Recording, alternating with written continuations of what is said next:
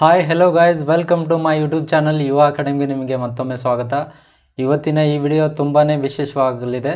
ಯಾಕಂದರೆ corruption perception index 2021 ಬಿಡುಗಡೆ ಮಾಡಲಾಗಿದೆ. ಸೊ ಭ್ರಷ್ಟಾಚಾರ ಗ್ರಹಿಕೆ ಸೂಚ್ಯಾಂಕ 2021. ಸೊ ಇದ್ರ ಬಗ್ಗೆ ಡೀಟೇಲ್ ಆಗಿ ನೋಡೋಣ.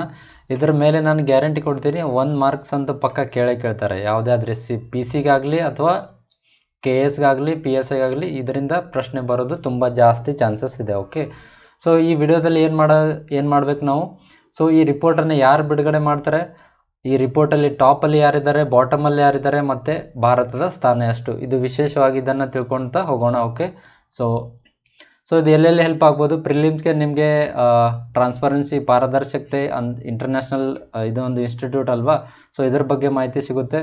ಭ್ರಷ್ಟಾಚಾರ ಗ್ರಹಿಕೆ ಸೂಚ್ಯಾಂಕ ಈ ರಿಪೋರ್ಟ್ ಬಗ್ಗೆ ಮಾಹಿತಿ ಸಿಗುತ್ತೆ. ಅದು ಯಾವ ರೀತಿ ಪ್ರಜಾಪ್ರಭುತ್ವಕ್ಕೆ ರಿಲೇಟೆಡ್ ಆಗಿದೆ, ಅದೇ ರೀತಿ ಭ್ರಷ್ಟಾಚಾರಕ್ಕೆ ಹೇಗೆ ಸಂಬಂಧ ಇದೆ ಅದು, ಮತ್ತು ಜಕಾರ್ತಾ ಹೇಳಿಕೆ ಬಗ್ಗೆ ಇದೇನು ಹೇಳುತ್ತೆ ಅಂತ ಇದೆಲ್ಲ ನೋಡ್ತಾ ಬರೋಣ. ಸೊ ಮೇನ್ಸ್ಗೆ ಬಂದಾಗ ಪಾರದರ್ಶಕತೆ, ಉತ್ತರದಾಯಿತ್ವ ಮತ್ತು ಪ್ರಮುಖ ಅಂತಾರಾಷ್ಟ್ರೀಯ ಸಂಸ್ಥೆಗಳು, ಭ್ರಷ್ಟಾಚಾರಕ್ಕೆ ಕಾರಣಗಳು ಯಾವ್ಯಾವು ಮತ್ತು ಅದಕ್ಕೆ ಸಂಬಂಧಿಸಿದ ಕ್ರಮಗಳು ಯಾವ್ಯಾವು, ಸೊ ಇದರ ಬಗ್ಗೆ ಡೀಟೇಲ್ ಆಗಿ ನೋಡ್ತಾ ಬರೋಣ. ಸೊ ಕರಪ್ಷನ್ ಪರ್ಸೆಪ್ಷನ್ ಇಂಡೆಕ್ಸ್ ಬಗ್ಗೆ ನೋಡೋಣ. Transparency international, how it is related to democracy and corruption, as well as at the same time we are discussing about the Jakarta statement. So similarly it is important for mains point of view as well. So transparency and accountability ಇದು key concept ಬಗ್ಗೆ ಅರ್ಥ ಆಗುತ್ತೆ ಈ ವಿಡಿಯೋದಲ್ಲಿ. at the same time important international institution ಬಗ್ಗೆ, ಅಂದರೆ ಇದೇನು report ಜಾರಿ ಮಾಡಿದಲ್ಲ ಆ ಇನ್ಸ್ಟಿಟ್ಯೂಟ್ ಬಗ್ಗೆ. So causes of corruption as well as the related measures ಬಗ್ಗೆ ನೋಡ್ತಾ ಬರೋಣ. ಸೊ ಏನು ಚರ್ಚೆಯಲ್ಲಿ ಯಾಕಿದೆ ಅಂತ ನೋಡಿದಾಗ, ಇತ್ತೀಚೆಗೆ ಭ್ರಷ್ಟಾಚಾರ ಗ್ರಹಿಕೆ ಸೂಚ್ಯಾಂಕ 2021 ರಿಲೀಸ್ ಆಗಿದೆ. ಸೊ ಯಾರು ರಿಲೀಸ್ ಮಾಡಿದರೆ, ಟ್ರಾನ್ಸ್ಪರೆನ್ಸಿ ಇಂಟರ್ನ್ಯಾಷನಲ್. ಓಕೆನಾ, ಯಾರು ಟ್ರಾನ್ಸ್ಪರೆನ್ಸಿ ಇಂಟರ್ನ್ಯಾಷನಲ್ದವರು ಬಿಡುಗಡೆ ಮಾಡ್ತಾರೆ. ಸೊ ಒಟ್ಟಾರೆಯಾಗಿ ರಿಪೋರ್ಟ್ನ ಓವರಾಲ್ ಒಂದು ವ್ಯೂ ನೋಡಿದಾಗ, ಕಳೆದ ದಶಕದಲ್ಲಿ ಅಂದರೆ ಲಾಸ್ಟ್ 10 ಇಯರಲ್ಲಿ 86% ದೇಶಗಳೇನಿದೆ, ಓವರಾಲ್ ಆಗಿ 180 ರಾಷ್ಟ್ರಗಳನ್ನು ಇವರು ಅನಾಲಿಸಿಸ್ ಮಾಡಿದ್ದಾರೆ. ಬಟ್ ಅದರಲ್ಲಿ 86 ರಾಷ್ಟ್ರಗಳು ಆಲ್ಮೋಸ್ಟ್ ಕರಪ್ಷನ್ ನಿಯಂತ್ರಣ ಸ್ಥಿತಿಯಲ್ಲಿದೆ ಅಥವಾ ಸ್ಥಿರವಾಗಿದೆ. ಅಂದರೆ ಏನು ಚೇಂಜಸ್ ಆಗಿಲ್ಲ. ಅಂದರೆ ಯಾವ ಸ್ಥಾನದಲ್ಲಿದ್ದರೆ ಅದೇ ಸ್ಥಾನವನ್ನು ಮೇಂಟೈನ್ ಮಾಡ್ಕೊತಾ ಬಂದಿದ್ದಾರೆ ಕಳೆದ 10 ವರ್ಷದಲ್ಲಿ. ಮತ್ತು ಉಳಿದ 14%, ಈ 80% ಬಿಟ್ಟು 14% ಉಳಿದ ದೇಶಗಳು, ಅವುಗಳ ಏನು ಪರ್ಫಾರ್ಮೆನ್ಸ್ ಇದೆ ತುಂಬಾ ಕಳಪೆ ಆಗಿದೆ. ಅಂದರೆ ಅಲ್ಲಿ ಭ್ರಷ್ಟಾಚಾರ ಜಾಸ್ತಿ ಇದೆ ಅಂತ ಈ ರಿಪೋರ್ಟ್ ತೋರಿಸ್ಕೊಡ್ತಾ ಇದೆ. ಓವರಾಲ್ ಆಗೇನು 86% ಕಂಟ್ರೋಲಲ್ಲಿದೆ, ಅಂದರೆ ಎಲ್ಲಿ ಸ್ಥಿತಿ ಇತ್ತು ಅಲ್ಲೇ ಇದೆ, ಉಳಿದಿವು ತುಂಬ ಕಳಪೆ ಸ್ಥಿತಿ ಆಗಿದೆ. ಸೊ ಈಗ ನೋಡಿದ್ರೆ ಇಂಪಾರ್ಟೆಂಟ್ ಇಂಟರ್ನ್ಯಾಷನಲ್ ಆರ್ಗನೈಸೇಷನ್ ಅಂತ ನಾವು ಹೇಳ್ತೀವಲ್ಲ, ಸೊ ಅದರಲ್ಲಿ ಯಾವುದು ಬರುತ್ತೆ, ಇದು ಟ್ರಾನ್ಸ್ಪರೆನ್ಸಿ ಇಂಟರ್ನ್ಯಾಷನಲ್ ಬಗ್ಗೆ ನೋಡೋಣ. ಸೊ ಟ್ರಾನ್ಸ್ಪರೆನ್ಸಿ ಇಂಟರ್ನ್ಯಾಷನಲ್ ಸ್ಥಾಪನೆ ಆಗಿದ್ದು ಯಾವಾಗ, 1993ರಲ್ಲಿ. ಎಲ್ಲಿ, ಜರ್ಮನಿಯ ರಾಜಧಾನಿ ಆಗಿರ್ತಕ್ಕಂಥ ಬರ್ಲಿನ್ನಲ್ಲಿ. ಸೊ ಹಾಗಾದರೆ ಇದೊಂದು ಸರ್ಕಾರೇತರ ಅಥವಾ ಸರ್ಕಾರಿ ಇನ್ಸ್ಟಿಟ್ಯೂಟ್ ಅಂತ ನೀವು ಕೇಳ್ಬೋದು. ಸೊ ಅದಕ್ಕೆ ಉತ್ತರ ಏನು, ಇದೊಂದು ಸರ್ಕಾರೇತರ ಸಂಸ್ಥೆ. ಓಕೆ, ಇಂಟರ್ನ್ಯಾಷನಲ್ ಲೆವೆಲಲ್ಲಿ ನಾನ್ ಗವರ್ಮೆಂಟಲ್ ಆರ್ಗನೈಸೇಷನ್ ಅಂತಲೇ ಹೇಳ್ಬೋದು. ಸರ್ಕಾರೇತರ ಅಂದರೆ ಸರ್ಕಾರವಲ್ಲದ. ಓಕೆ, ಇದೊಂದು ಪ್ರೈವೇಟ್ ಅಂತಲೇ ಹೇಳ್ಬೋದು. ಸೊ ಇಂಟರ್ನ್ಯಾಷನಲ್ ಲೆವೆಲಲ್ಲಿ ವರ್ಕ್ ಮಾಡುತ್ತೆ. ಇದು ಇಂಪಾರ್ಟೆಂಟು. ಅದರ ಕೇಂದ್ರ ಕಚೇರಿ ಇಂಪಾರ್ಟೆಂಟು. ಸ್ಥಾಪನೆಯಲ್ಲಿ ಆಗಿದೆ, ಯಾವಾಗ ಆಗಿದೆ, 93ರಲ್ಲಿ ಆಗಿದೆ. ಸೊ ಏನು ಮಾಡುತ್ತೆ, ಇದರ ಉದ್ದೇಶ ಏನು, ನಾಗರಿಕ ಕ್ರಮಗಳ ಮೂಲಕ ಜಾಗತಿಕ ಮಟ್ಟದಲ್ಲಿ ಏನು ಭ್ರಷ್ಟಾಚಾರ ಇದೆ ಅದನ್ನು ಎದುರಿಸುವುದು ಮತ್ತು ಭ್ರಷ್ಟಾಚಾರದಿಂದ ಉದ್ಭವಿಸುವುದಾದ ಅಪರಾಧಗಳು ಚಟುವಟಿಕೆಗಳನ್ನು ತಡೆಗಟ್ಟುವ ಕ್ರಮವನ್ನು ಇದು ಕೈಗೊಳ್ಳುತ್ತೆ. ಸೊ ಅದೇ ರೀತಿ ಇದರ ಪ್ರಾಥಮಿಕ ಉದ್ದೇಶ ಇದೆ. ಅಂದ್ರೇನು, ಇಂಟರ್ನ್ಯಾಷನಲ್ ಲೆವೆಲಲ್ಲಿ ಕರಪ್ಷನ್ ರಿಲೇಟೆಡ್ ಏನು ಪ್ರಾಬ್ಲಮ್ಸ್, ಕರಪ್ಷನ್ನಿಂದ ಉದ್ಭವಿಸ್ತಕ್ಕಂಥ ಪ್ರಾಬ್ಲಮ್ಸನ್ನು ಸಾಲ್ವ್ ಮಾಡೋದು ಮತ್ತು ಕರಪ್ಷನನ್ನು ತಡೆಯೋದಕ್ಕೆ ಎಷ್ಟು ಸಾಧ್ಯ ಅಷ್ಟು ಪ್ರಯತ್ನ ಮಾಡೋದು ಇದರ ಮುಖ್ಯ ಉದ್ದೇಶ. ಸೊ ಇದರ ಪ್ರಕಟಣೆಗಳು, ಇದು 2 ಪ್ರಕಟಣೆಗಳನ್ನು, ಅಂದರೆ 2 ರಿಪೋರ್ಟ್ ಜಾರಿ ಮಾಡುತ್ತೆ. ಒಂದು ಜಾಗತಿಕ ಭ್ರಷ್ಟಾಚಾರ ಬ್ಯಾರೋಮೀಟರ್ ಅಂತ ಬರುತ್ತೆ. ಏನು, ಜಾಗತಿಕ ಭ್ರಷ್ಟಾಚಾರ ಬ್ಯಾರೋಮೀಟರ್. ಕ್ವಶನ್ ಹೀಗೂ ಬರ್ಬೋದು, ಜಾಗತಿಕ ಭ್ರಷ್ಟಾಚಾರ ಬ್ಯಾರೋಮೀಟರ್ ರಿಪೋರ್ಟ್ ಯಾರು ಬಿಡುಗಡೆ ಮಾಡ್ತಾರೆ, ಇವರೇ, ಟ್ರಾನ್ಸ್ಪರೆನ್ಸಿ ಇಂಟರ್ನ್ಯಾಷನಲ್. ಅದೇ ರೀತಿ ಭ್ರಷ್ಟಾಚಾರ ಗ್ರಹಿಕೆ ಸೂಚ್ಯಾಂಕ ಕೂಡ ಇವರೇ ರಿಲೀಸ್ ಮಾಡ್ತಾರೆ. 2, ಇದು ಬ್ಯಾರೋಮೀಟರ್ ಒಂದು ಮತ್ತು ಭ್ರಷ್ಟಾಚಾರ ಗ್ರಹಿಕೆ ಸೂಚ್ಯಾಂಕ 2 ರಿಪೋರ್ಟ್ ಯಾರು ರಿಲೀಸ್ ಮಾಡ್ತಾರೆ, ಟ್ರಾನ್ಸ್ಪರೆನ್ಸಿ ಇಂಟರ್ನ್ಯಾಷನಲ್ ಇವರೇ ರಿಲೀಸ್ ಮಾಡ್ತಾರೆ. ಸೊ ನೀವು ಇನ್ನೂ ನಮ್ಮ ಚಾನಲ್ ಸಬ್ಸ್ಕ್ರೈಬ್ ಮಾಡಿಲ್ಲ ಅಂದರೆ ಸಬ್ಸ್ಕ್ರೈಬ್ ಮಾಡ್ಕೊಂಡು ತಗೊಳ್ಳಿ. ಸೊ ಅದೇ ರೀತಿ ಪಕ್ಕದಲ್ಲಿರ್ತಕ್ಕಂಥ ಬೆಲ್ ಬಟನ್ನ ಒತ್ತೋದ್ರ ಮೂಲಕ ನಾವು ಅಪ್ಲೋಡ್ ಮಾಡ್ತಕ್ಕಂಥ ಎಲ್ಲ ವಿಡಿಯೋಗಳ ನೋಟಿಫಿಕೇಷನ್ ನಿಮಗೆ ಬರೋ ಥರ ಮಾಡ್ಕೊಳ್ಳಿ. ಓಕೆ, ಸೊ ಮುಂದೆ ಹೋಗೋಣ. ಸೊ ಪ್ರಮುಖ ಬಿಂದುಗಳು ಯಾವ್ಯಾವಿದೆ ನೋಡಿ ಇದರಲ್ಲಿ. ಸೂಚ್ಯಂಕದ ಅಡಿಯಲ್ಲಿ ತಜ್ಞರು ಮತ್ತು ಉದ್ಯಮಿಗಳು, ಇದೇನು ಎಕ್ಸ್ಪರ್ಟ್ ಅಂತೀವಿ ಮತ್ತು ಇಂಡಸ್ಟ್ರಿಯಲಿಸ್ಟ್ ಅಂತೀವಲ್ಲ, ಸೊ ಅವರು ಸಾರ್ವಜನಿಕ ವ್ಯವಸ್ಥೆಯಲ್ಲಿ ಅಂದರೆ ಗೌರ್ಮೆಂಟ್ ಆರ್ಗನೈಸೇಷನ್ಗಳಲ್ಲಿ ಕಾರ್ಯ ಮಾಡ್ತಕ್ಕಂತಹ ತಜ್ಞರು ಮತ್ತು ಉದ್ಯಮಿಗಳ ಒಂದು ಅವರು ಗ್ರಹಿಸಿದ ವಿಚಾರವನ್ನು ವ್ಯಕ್ತಪಡಿಸೋಕೆ ಹೇಳ್ತಾರೆ. ಇಲ್ಲಿ ಏನು ಅವರ ಪರ್ಸ್ಪೆಕ್ಟಿವನ್ನು ಕೇಳ್ತಾರೆ. ಇಲ್ಲಿ ಯಾವುದ್ರ ಬಗ್ಗೆ? ಭ್ರಷ್ಟಾಚಾರದ ಬಗ್ಗೆ. ಫಾರ್ ಎಕ್ಸಾಂಪಲ್, ಇಂಡಿಯಾದಲ್ಲಿ ಒಂದು 10 ಉದ್ಯಮಿಗಳು ಅಥವಾ 10 ಎಕ್ಸ್ಪರ್ಟನ್ನು ಕರೆಸಿ ಅವರಿಗೆ ನಿಮ್ಮ ದೇಶದಲ್ಲಿರ್ತಕ್ಕಂಥ ಭ್ರಷ್ಟಾಚಾರದ ಬಗ್ಗೆ ನಿಮ್ಮ ಗ್ರಹಿಕೆ ಏನಿದೆ, ಅಂದರೆ ನಿಮ್ಮ ದೇಶದಲ್ಲಿ ಭ್ರಷ್ಟಾಚಾರ ಜಾಸ್ತಿ ಇದೆಯಾ ಅಥವಾ ಕಮ್ಮಿ ಇದೆಯಾ, ಅಥವಾ ಕಳೆದ 10 ವರ್ಷಗಳಲ್ಲಿ ಯಾವ ರೀತಿ ಟ್ರೆಂಡ್ ಇದೆ, ಅಂದರೆ ಕರಪ್ಷನ್ ಕಮ್ಮಿ ಆಗ್ತಾ ಇದೆಯಾ ಅಥವಾ ಹೆಚ್ಚಾಗ್ತಾ ಇದೆಯಾ, ಈ ಥರ ಒಂದು ರಿಪೋರ್ಟನ್ನು ಅವ್ರ ಕಡೆಯಿಂದ ತಗೊಂಡು ಎಲ್ಲ ದೇಶಗಳನ್ನ ರ್ಯಾಂಕಿಂಗನ್ನು ಡಿಸೈಡ್ ಮಾಡ್ತಾರೆ. ಓವರಾಲ್ ಆಗಿ ಎಷ್ಟು ದೇಶಗಳನ್ನ ಕನ್ಸಿಡರ್ ಮಾಡಿದ್ರು ಈ ರಿಪೋರ್ಟಲ್ಲಿ? ಈ ವರ್ಷ 180 ದೇಶಗಳನ್ನ ಪರೀಕ್ಷಿಸಲಾಗಿತ್ತು. ಓಕೆ, ಸೊ 180 ದೇಶಗಳನ್ನು ಪರೀಕ್ಷಿಸಲಾಗಿದೆ. ಅದೇ ರೀತಿ ಎಷ್ಟು ಡೈಮೆನ್ಷನ್ಗಳು ಅಂದರೆ 13 ಸ್ವತಂತ್ರ ದತ್ತಾಂಶಗಳ ಮೂಲಕ, ಅಂದರೆ 13 ಡೈಮೆನ್ಷನ್ ಇದೆ ವೇರಿಯಸ್, ಆ 13 ಡೈಮೆನ್ಷನ್ಗಳ ಮೂಲಕ ಇದನ್ನು ತಯಾರು ಮಾಡಲಾಗಿದೆ. ಸೊ ಇದರ ರ್ಯಾಂಕಿಂಗ್ ಕೊಡ್ತಾರೆ 0 ಇಂದ 100ವರೆಗೆ. 0 ಇದ್ದರೆ ಅಂದರೆ ಸ್ಕೋರ್ ಕೊಡ್ತಾರೆ. ಓಕೆ, ಸ್ಕೋರ್ ಏನು 0 ಇಂದ ವೇರಿ ಆಗ್ಬೋದು, 100ವರೆಗೆ 100ವರೆಗೆ ವೇರಿ ಆಗ್ಬೋದು. ಸೊ 0 ಇದ್ದರೆ ಏನು ತುಂಬ ಕಳಪೆ ಮಟ್ಟ ಅಂತ, 100 ಇದ್ದರೆ ತುಂಬ ಬೆಟರ್ ಅಂತ, ಅಂದರೆ 100 ಇದ್ದರೆ ಕರಪ್ಷನ್ ತುಂಬ ಕಡಿಮೆ ಇದೆ ಅಂತ.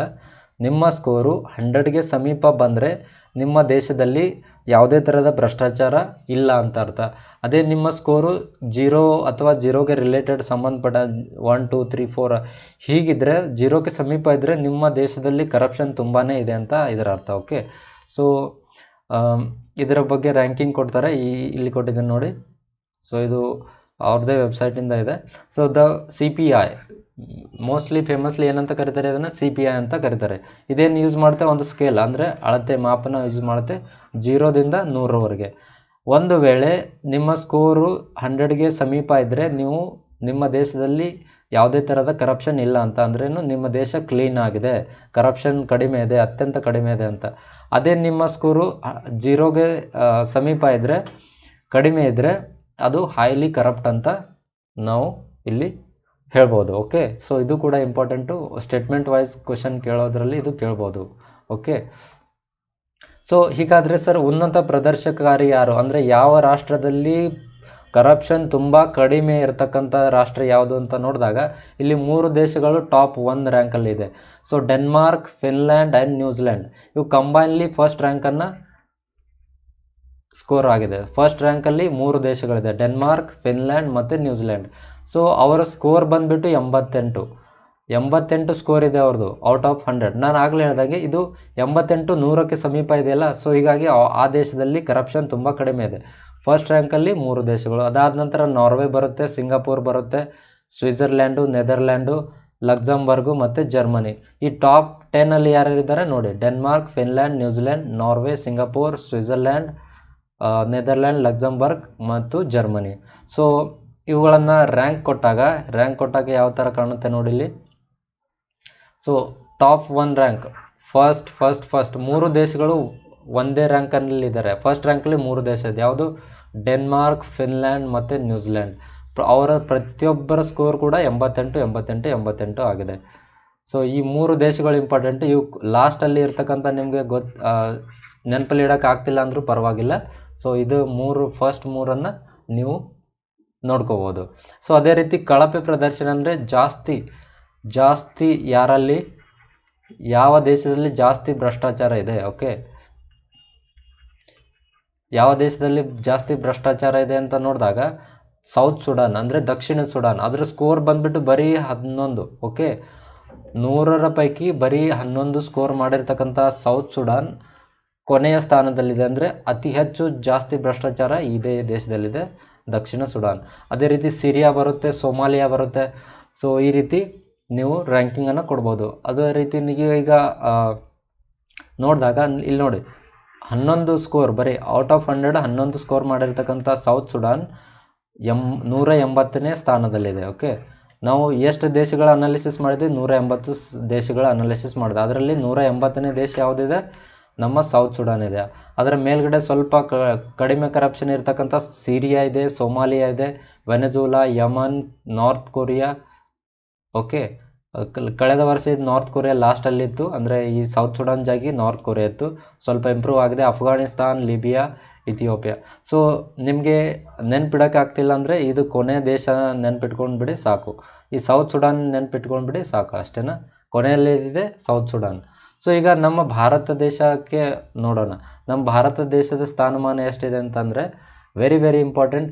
ಸ್ಕೋರ್ ಬಂದುಬಿಟ್ಟು 100ಕ್ಕೆ ನಮ್ಮ ಸ್ಕೋರು 40 ಇದೆ, ಅಂದರೆ ಮಾರ್ಕ್ಸ್ 100ಕ್ಕೆ 40 ಸ್ಕೋರ್ ಇದೆ. ಬಟ್ ರ್ಯಾಂಕಿಂಗ್ ಬಂದಾಗ 85. ಓಕೆನಾ. ರ್ಯಾಂಕ್ ಬಂದಾಗ ನಮ್ಮ ದೇಶ ಭಾರತ ಎಲ್ಲಿ ಸ್ಟ್ಯಾಂಡ್ ಆಗುತ್ತೆ? 85ನೇ ಸ್ಥಾನದಲ್ಲಿ ಸ್ಟ್ಯಾಂಡ್ ಆಗುತ್ತೆ. ಸೊ ನಮ್ಮ ದೇಶದ ಜೊತೆಗೇ ಸೇಮ್ ರ್ಯಾಂಕ್ ಪಡೆದಿರ್ತಕ್ಕಂಥ ಯಾವುದು ಮಾಲ್ಡೀವ್ಸ್ ಕೂಡ ಇದೆ, ಸೇಮ್ ರ್ಯಾಂಕ್ ಇದೆ, ಅದಕ್ಕೂ ಸ್ಕೋರು 40 ಇದೆ. ಸೊ ಈಗ ಭಾರತದ ಸಾಧನೆಯನ್ನು ನೋಡೋದಾದರೆ, ಪ್ರಸ್ತುತ ಸೂಚ್ಯಂಕದಲ್ಲಿ 180 ರಾಷ್ಟ್ರಗಳ ಪೈಕಿ ಭಾರತದ ಸ್ಥಾನ ಎಷ್ಟಿದೆ? 85 ಇದೆ, ಆಗಲೇ ಹೇಳಿದ್ದೇನೆ. ಸೊ ಆದರೆ ಕಳೆದ ವರ್ಷ ನಮ್ಮ ರ್ಯಾಂಕು 1 ರ್ಯಾಂಕ್ ಕಡಿಮೆ ಇತ್ತು, 86ನೇ ಸ್ಥಾನದಲ್ಲಿತ್ತು. ಈ ವರ್ಷ 1 ರ್ಯಾಂಕ್ ಇಂಪ್ರೂವ್ ಆಗಿದೆ, 85ನೇ ಸ್ಥಾನ, ಅಂದರೆ ಮೇಲೆ ಹೋಗಿದ್ದೀವಿ. ಮೇಲೆ ಹೋಗೋದು ಅಂತ ಅರ್ಥ ಕಡಿಮೆ ಕರಪ್ಷನ್ ಆಗ್ತಾ ಇದೆ ಅಂತ ಅರ್ಥ. ಓಕೆ. ಸೊ ಅದೇ 2019ರಲ್ಲಿ ಇದಕ್ಕಿಂತ ಬೆಟರ್ ಸ್ಕೋರ್ ಇತ್ತು, 80ನೇ ಸ್ಥಾನದಲ್ಲಿದ್ದೀವಿ ನಾವು, ಇದಕ್ಕಿಂತ 5 ಸ್ಥಾನ ಮೇಲಕ್ಕಿದ್ವಿ.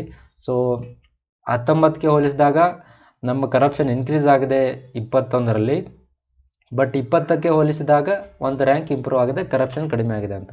ಸೊ ಟ್ರಾನ್ಸ್ಪರೆನ್ಸಿ ಇಂಟರ್ನ್ಯಾಷನಲ್ ಭಾರತಕ್ಕೆ 40 CPI ಸ್ಕೋರ್ ಕೊಟ್ಟಿದ್ದಾರೆ. ಸ್ಕೋರ್ ಅಂತ ಬಂದಾಗ 40, ರ್ಯಾಂಕ್ ಅಂತ ಬಂದಾಗ 85. ಓಕೆ, ನೆನಪಲ್ಲಿ ಇಟ್ಕೊಳ್ಳಿ. ಸೊ ನಮ್ಮ ನೆರೆಹೊರೆಯ ರಾಷ್ಟ್ರಗಳಾಗಿರ್ತಕ್ಕಂಥ ಭೂತಾನನ್ನು ಹೊರತುಪಡಿಸಿದರೆ ಉಳಿದ ಎಲ್ಲ ರಾಷ್ಟ್ರಗಳು ನಮಗಿಂತ ಕೆಳ ಶ್ರೇಯಾಂಕ. ಅಂದರೆ ನಮ್ಮ ಬಾಂಗ್ಲಾದೇಶ ಇರ್ಬೋದು, ಪಾಕಿಸ್ತಾನ ಇರ್ಬೋದು, ನೇಪಾಳ ಇರ್ಬೋದು, ಈ ಹಲವು ರಾಷ್ಟ್ರಗಳು, ಮಾಲ್ಡೀವ್ಸು ಮತ್ತು ಮ್ಯಾನ್ಮಾರ್ ಇರ್ಬೋದು, ಇವೆಲ್ಲ ನಮಗಿಂತ ಕಡಿಮೆ ಸ್ಕೋರ್ ಇದೆ, ಅಂದರೆ ಅದರಲ್ಲಿ ನಮಗಿಂತ ಜಾಸ್ತಿ ಕರಪ್ಷನ್ ಇದೆ ಅಂತ ಅರ್ಥ. ಓಕೆ. ಸೊ ಪಾಕಿಸ್ತಾನ ನಮಗಿಂತ ಎಷ್ಟು ಕೆಳಗಿದೆಯಪ್ಪ ಅಂತಂದರೆ 140ನೇ ರ್ಯಾಂಕ್ ಇದೆ, ತುಂಬ ಕರಪ್ಷನ್ ಜಾಸ್ತಿ ಇದೆ ಅಂತ ಅರ್ಥ. ಸೊ ಕಳೆದ 1 ದಶಕದಲ್ಲಿ ಭಾರತದ ಸ್ಕೋರ್ ಹೆಚ್ಚಾಗಿ ಸ್ಥಗಿತ ಆಗಿದೆ, ಅಂದರೆ ಆಲ್ಮೋಸ್ಟ್ ಸ್ಟ್ಯಾಗ್ನೆಂಟ್ ಇದೆ. ಇಲ್ಲಿ ನೋಡಿ, 80ಇಂದ 86ಗೆ ಜಂಪ್ ಆಗ್ತಾ ಇದೆ, ಮತ್ತು 85ಕ್ಕೆ ಕೆಳಗೆ ಇಂಪ್ರೂವ್ ಆಗ್ತಾ ಇದೆ. ಇದೇ ರೀತಿ ಆಲ್ಮೋಸ್ಟ್ 70ರಿಂದ 85 ಇದೇ ರೇಂಜಲ್ಲಿ ಇದೆ ನಮ್ಮದು. ಜಾಸ್ತಿ ಏನು ಇಂಪ್ರೂವ್ ಆಗಿಲ್ಲ, ಅಂದರೆ 80ರಿಂದ ಡೈರೆಕ್ಟ್ಲಿ ಟಾಪ್ 10ಅಲ್ಲಿ ಏನು ಬಂದಿಲ್ಲ ಇದು. ಸೊ ಸ್ಥಿತಿಗತಿ ಏನಿದೆ, ಹೆಚ್ಚಾಗಿ ಸ್ಟೇಬಲ್ ಇದೆ. ಬಟ್ ಭ್ರಷ್ಟಾಚಾರಕ್ಕೆ ಸಹಾಯ ಮಾಡ್ತಕ್ಕಂಥ ಏನು ಅಂಶಗಳಿದೆ ಅವುಗಳು ದುರ್ಬಲ ಆಗ್ತಾ ಇವೆ ಅಂತ ಅರ್ಥ. ಈಗ ಕರಪ್ಷನ್ ಆಗೋಕ್ಕೆ ಯಾವ್ಯಾವ ಅಂಶಗಳು ಕಾರಣೀಭೂತ ಇದೆಯಲ್ಲ, ಅವುಗಳನ್ನು ದುರ್ಬಲಗೊಳಿಸ್ತಾ ಇದೆ ಅಂತ ಅರ್ಥ ಇದು. ಆದಾಗ್ಯೂ ಮೂಲಭೂತ ಸ್ವಾತಂತ್ರ್ಯಗಳು ಮತ್ತು ಸಾಂಸ್ಥಿಕ ತಪಾಸಣೆಗಳ ನಡುವೆ ಸಮತೋಲನ ನಾಶ ಆಗ್ತಾ ಇದೆ. ನಮ್ಮ ದೇಶದಲ್ಲಿ ಇತ್ತೀಚೆಗೆ ಒಂದು ಮಾತು ಕೇಳಿ ಬರ್ತಾ ಇದೆ, ಅಂದರೆ ಮೂಲಭೂತ ಏನು ನಮ್ಮ ಸ್ವತಂತ್ರ ಇದೆ, ಫಂಡಮೆಂಟಲ್ ರೈಟ್ ಇದೆ, ಅದಕ್ಕೆ ಕುತ್ತು ಇದೆ ಅಂತ ಅರ್ಥ. ಅಂದ್ರೇನು, ಮೂಲಭೂತ ಫಂಡಮೆಂಟಲ್ ರೈಟ್ ಏನಿದೆ, ಸೊ ಅದು ಈಗ ತುಂಬ ದುಸ್ಥಿತಿಯಲ್ಲಿದೆ ಅಂತ ಹೇಳಲಾಗ್ತಾ ಇದೆ. ಸೊ ಅದರಿಂದ ದೇಶದ ಪ್ರಜಾಪ್ರಭುತ್ವ ಪರಿಸ್ಥಿತಿಯು ತುಂಬ ಕಳವಳ ವ್ಯಕ್ತ ಆಗ್ತಾ ಇದೆ. ಅಂದರೆ ನಮ್ಮ ಏನಿದೆ ಡೆಮೋಕ್ರಸಿ ಒಂದು ಖರಾಬ್ ಪರ್ಫಾರ್ಮೆನ್ಸ್ ಮಾಡ್ತಾ ಇದೆ. ಈಗ ನಮ್ಮ ದೇಶದಲ್ಲಿರ್ತಕ್ಕಂಥ ಪ್ರಜಾಪ್ರಭುತ್ವ, ಹೆಸರಿಗೆ ಪ್ರಜಾಪ್ರಭುತ್ವ ಇದೆ, ಆದರೆ ಆ ಪ್ರಜಾಪ್ರಭುತ್ವ ಇನ್ ರಿಯಾಲಿಟಿ ಇಂಪ್ಲಿಮೆಂಟ್ ಆಗ್ತಾ ಇಲ್ಲ. ಸೊ ಪ್ರಜಾಪ್ರಭುತ್ವ ಏನಿದೆ, ಪ್ರಜಾಪ್ರಭುತ್ವ ಧೋಕೆದಲ್ಲಿದೆ ಅಂತ ಅರ್ಥ. ಸೊ ಸರ್ಕಾರದ ವಿರುದ್ಧ ಮಾತನಾಡುವ ಯಾರೇ ಆಗಲಿ, ಯಾಕೆ ಹೀಗೆ ಹೇಳ್ತಾ ಇದ್ದಾರೆ, ಯಾವುದೇ ವ್ಯಕ್ತಿ ಈಗಿನ ಸರ್ಕಾರ ವಿರುದ್ಧ ಮಾತನಾಡಿದರೆ ಅವ್ರ ಮೇಲೆ ರಾಷ್ಟ್ರೀಯ ಭದ್ರತೆ ಅಥವಾ ಮಾನಹಾನಿ, ದೇಶದ್ರೋಹ ಅಂದರೆ ಸೆಡಿಷನ್ ಚಾರ್ಜಸ್ ಅಂತ ಕರಿತೀವಿ, ದ್ವೇಷದ ಮಾತು ಅಂದರೆ ಹೇಟ್ ಸ್ಪೀಚ್, ಅಥವಾ ನ್ಯಾಯಾಲಯ ನಿಂದನೆ ಮತ್ತು ವಿದೇಶಿ ನೀತಿ ಸಂಬಂಧಿಸಿದ ಹಲವು ನಿಯಮಗಳ ಮೂಲಕ ಅವರನ್ನು ಗುರಿ ಮಾಡಲಾಗ್ತದೆ. ಫಾರ್ ಎಕ್ಸಾಂಪಲ್, ಯಾವುದೇ ವ್ಯಕ್ತಿ ಸರ್ಕಾರದ ವಿರುದ್ಧ ಮಾತನಾಡಿದರೆ ಅವನ ವಿರುದ್ಧ ಮಾನಹಾನಿ ಕೇಸ್ ಹಾಕೋದಾಗಲಿ, ಸೆಡಿಷನ್ ದೇಶದ್ರೋಹದ ಚಾರ್ಜಸ್ ಹಾಕೋದಾಗಲಿ, ಹೇಟ್ ಸ್ಪೀಚ್ ಮಾಡೋದಾಗಲಿ, ಅಂದರೆ ಈ ಚಾರ್ಜಸ್ ಎಲ್ಲ ಹಾಕಿ ಅವನನ್ನು ಮೂಲೆ ಗುಂಪು ಮಾಡಲಾಗ್ತಾ ಇದೆ. ಸೊ ಅಂದರೆ ಪ್ರತಿಯೊಬ್ಬ ನಾಗರಿಕನ ಏನು ವಯಸ್ಸಿರುತ್ತಲ್ಲ ಅದನ್ನು ಮುಚ್ಚಾಕ್ತಾ ಇದ್ದಾರೆ ಈಗಿನ ಗೌರ್ಮೆಂಟ್ ಅಂತ ಒಂದು ಮಾತು ಕೇಳಿ ಬರ್ತಾ ಇದೆ. ಹಾಗಾಗಿ ನಮ್ಮ ಡೆಮೋಕ್ರಸಿ ಈಗ ಸದ್ಯಕ್ಕೆ ಒಂದು ತುಂಬ ಕಳವಳ ವ್ಯಕ್ತಪಡಿಸುವ ಜಾಗದಲ್ಲಿದೆ ಅಂತ ಅರ್ಥ ಮಾಡ್ಕೋಬೋದು. ಸೊ ಅದೇ ರೀತಿ ಭ್ರಷ್ಟಾಚಾರ ಅಂತ ಬರುತ್ತೆ, ಬಟ್ ಸೊಲ್ಯೂಷನ್ ಕೊಡಬೇಕಲ್ಲ. ಅದಕ್ಕೆ ಭ್ರಷ್ಟಾಚಾರನ ನಿಯಂತ್ರಣ ಮಾಡೋದಕ್ಕೆ ಭಾರತ ಸರ್ಕಾರ ಯಾವ್ಯಾವ ಉಪಕ್ರಮ ಕೈಗೊಂಡಿದೆ ಅಂತ ನೋಡಿದಾಗ, ನಮ್ಮಲ್ಲಿ ಭಾರತ ದಂಡ ಸಂಹಿತೆ ಅಂದರೆ 1860ರಲ್ಲೇ ಭಾರತೀಯ ದಂಡ ಸಂಹಿತೆ ಇದೆ, ಅದರಲ್ಲೂ ಕೂಡ ಕರಪ್ಷನ್ ಬಗ್ಗೆ ಮೆನ್ಷನ್ ಮಾಡಿದ್ದಾರೆ. ಸೊ ಅದು ಸ್ವತಂತ್ರ ಆದಮೇಲೆ 88ರಲ್ಲಿ ನಾವು ಭ್ರಷ್ಟಾಚಾರ ತಡೆ ಕಾಯ್ದೆಯನ್ನು ತೊಗೊಂಡು ಬಂದಿದ್ವಿ. ಅದೇ ರೀತಿ 2002ರಲ್ಲಿ ಮನಿ ಲಾಂಡ್ರಿಂಗ್ ತಡೆ ಕಾಯ್ದೆ ಅಂತ ತೊಗೊಂಡ್ಬಂದಿದ್ವಿ. ಅದೇ ರೀತಿ 2010ರಲ್ಲಿ ವಿದೇಶಿ ಕೊಡುಗೆ ನಿಯಂತ್ರಣ ಕಾಯ್ದೆಯನ್ನು ತೊಗೊಂಡು ಬಂದಿದ್ವಿ. ಅದೇ ರೀತಿ ಕಂಪನೀಸ್ ಆ್ಯಕ್ಟ್ ಅಂದರೆ ಕಂಪನಿಗಳ ಕಾಯ್ದೆ 2013, ಲೋಕಪಾಲ್ ಮತ್ತು ಲೋಕಾಯುಕ್ತ, ನಮ್ಮ ಅಣ್ಣಾ ಹಜಾರೆಯವರ ಪ್ರಯತ್ನದಿಂದ ಲೋಕಪಾಲ್ ಮತ್ತು ಲೋಕಾಯುಕ್ತ ಕಾಯ್ದೆ ಜಾರಿ ಬಂದಿತ್ತು ಯಾವಾಗ 2013ರಲ್ಲಿ. ಅದೇ ರೀತಿ ಕೇಂದ್ರ ಜಾಗೃತ ದಳ, ಸೆಂಟ್ರಲ್ ವಿಜಿಲೆನ್ಸ್ ಕಮಿಷನ್ ಅಂತ ಇದೆ. ಇದು ಕೂಡ ನಮ್ಮ ಕರಪ್ಷನನ್ನು ತಡೆಗಟ್ಟೋದಕ್ಕೆ ಈ ಸಂಸ್ಥೆಗಳು ತುಂಬ ಇಂಪಾರ್ಟೆಂಟ್ ಇದೆ. ಬಟ್ ಇವುಗಳಲ್ಲಿ ಅಷ್ಟೊಂದು ಅಧಿಕಾರ ಇಲ್ಲ, ವಿಶೇಷವಾಗಿ ಕೇಂದ್ರ ಜಾಗೃತ ದಳಕ್ಕೆ ಅಷ್ಟೊಂದು ಅಧಿಕಾರ ಇಲ್ಲ. ಇದು ಕೂಡ ಡೈಲ್ಯೂಟ್ ಮಾಡಿದ್ದಾರೆ, ಅಂದರೆ ಇದಕ್ಕೆ ಹಲ್ಲಿಲ್ಲದ ಹಾವು ಅಂತ ನಾವು ಕರಿಬೋದು. ಲೋಕಪಾಲ್ ಮತ್ತು ಲೋಕಾಯುಕ್ತ ಸುಮ್ಮನೆ ಹೆಸರಿಗೆ ಇಟ್ಟಿದ್ದಾರೆ, ಬಟ್ ಯಾವುದೇ ಜಾಸ್ತಿ ಅಧಿಕಾರ ಇವರಿಗೆ ಕೊಟ್ಟಿಲ್ಲ. ಸೊ ನಾವೇನು ಸಜೆಷನ್ ಕೊಡಬೇಕಪ್ಪ ಅಂತಂದರೆ ಇವುಗಳಿಗೆ ಒಂದು ಸಂವಿಧಾನಿಕ ಸ್ಥಾನಮಾನ ನೀಡಿ ಅತಿ ಹೆಚ್ಚು ಪವರ್ ಇವರಿಗೆ ಕೊಟ್ಟಾಗ ಮಾತ್ರ ಕರಪ್ಷನ್ ತಡೆಯೋದಕ್ಕೆ ಸಾಧ್ಯ ಆಗುತ್ತೆ ಅಂತ ಒಂದು ನಾವು ಲಾಸ್ಟಲ್ಲಿ ಎಂಡಲ್ಲಿ ಸಾರಾಂಶ ಬರಿಬೋದು. ಸೊ ಇದಿಷ್ಟು ಇವತ್ತಿನ ವಿಡಿಯೋ. ನಮ್ಮ ಯೂಟ್ಯೂಬ್ ಚಾನಲ್ ನಿಮಗೆ ಇಷ್ಟ ಆಗಿದರೆ, ಇವತ್ತಿನ ವಿಡಿಯೋ ಇಷ್ಟ ಆಗಿದರೆ ಸೊ ಚಾನಲನ್ನು ಸಬ್ಸ್ಕ್ರೈಬ್ ಮಾಡಿ. ಏನಾದರೂ ಸಜೆಷನ್ ಕೊಡೋದಿದ್ರೆ ಕಮೆಂಟ್ ಮೂಲಕ ಕೊಡ್ಬೋದು. ಗುಡ್ ಅಥವಾ ಬ್ಯಾಡ್ ಏನೇ ಇದ್ದರೂ ಕೂಡ ನೀವು ಕಮೆಂಟ್ ಮೂಲಕ ಹೇಳಿ. ಸೊ ನಿಮ್ಮ ಪ್ರಿಯ ಜನರಿಗೆ ನೀವು ಇದನ್ನು ಶೇರ್ ಮಾಡೋ ಮೂಲಕ ಮಾಹಿತಿಯನ್ನು ಅವ್ರಿಗೆ ಶೇರ್ ಮಾಡ್ಬೋದು. ಇನ್ನೂ ಸಬ್ಸ್ಕ್ರೈಬ್ ಆಗಿಲ್ಲ ಅಂದರೆ ಸಡನ್ನಾಗಿ ಅಥವಾ ಕ್ವಿಕ್ಕಾಗಿ ಒಂದು ಸಲ ಸಬ್ಸ್ಕ್ರೈಬ್ ಮಾಡ್ಕೊಂಡು ತೊಗೊಳ್ಳಿ. At the same time bell ಐಕನನ್ನು ಪ್ರೆಸ್ ಮಾಡಿ ನಮ್ಮ ಎಲ್ಲ ನೋಟಿಫಿಕೇಷನ್ನ ಪಡೀರಿ. ಓಕೆ, ಸೊ ಓವರಾಲ್ ಸಮರಿ ಹೇಳೋದಾದರೆ, ಕರಪ್ಷನ್ ಪರ್ಸೆಪ್ಷನ್ ರಿಪೋರ್ಟ್ ಯಾರು ಜಾರಿ ಮಾಡ್ತಾರೆ? Transparency international. Okay, transparency international ಅವರು ರಿಪೋರ್ಟ್ ಜಾರಿ ಮಾಡ್ತಾರೆ. ಭಾರತದ ಸ್ಥಾನ ಎಷ್ಟು? 85 ಇದೆ 180 ರಾಷ್ಟ್ರಗಳ ಪೈಕಿ. ಓಕೆ, ಮತ್ತು ಸ್ಕೋರ್ ಬಂದುಬಿಟ್ಟು 40 ಮಾರ್ಕ್ಸ್ ಇದೆ ಔಟ್ ಆಫ್ 100. ಓಕೆ, ಇದಿಷ್ಟು ಮಾಹಿತಿ ನೆನಪಿಟ್ಟರೆ ಸಾಕು. ಇದೇ ರೀತಿ ಮುಂದೆ ನಾಳೆ ಕೂಡ ಒಂದು ವಿಡಿಯೋನ ತೊಗೊಂಡು ನಿಮ್ಮ ಮುಂದೆ ಹಾಜರಾಗ್ತೀವಿ. ಅಲ್ಲಿವರೆಗೂ ನಮಸ್ತೆ, bye, take care, see you soon. Thank you so much.